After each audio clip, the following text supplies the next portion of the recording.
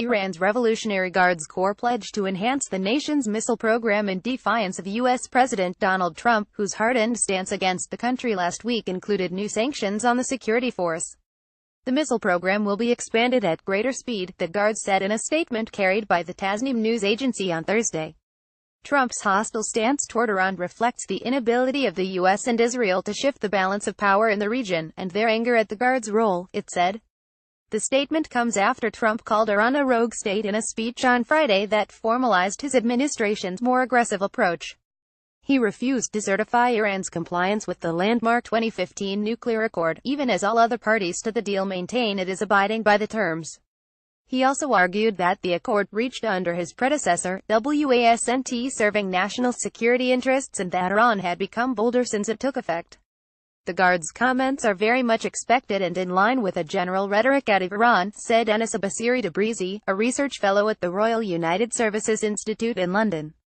There is now an alignment between all the different centers of power, both in terms of what to do with the nuclear deal, and Iran's defense program and broader activities in region, she said. Iran's supreme leader Ayatollah Ali Khamenei, the highest authority in the country, said on Wednesday that while his country would not move first to abandon the nuclear agreement, it would tear it to pieces if the other side rips it. While Khamenei has at times criticized the deal for failing to deliver meaningful improvements in the lives of ordinary Iranians, his comments this week reflected those of its architect, moderate President Hassan Rouhani. Military hardware. Trump has repeatedly criticized the accord for not addressing Iran's missile program or Tehran's growing influence in the Middle East.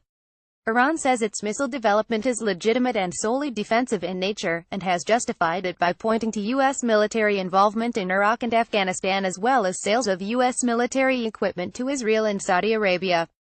In reviving its threats, the U.S. has reminded Iran of the importance of defending the nation, Guards Commander Mohammad Ali Jafari said in a separate statement reported by Tasnim.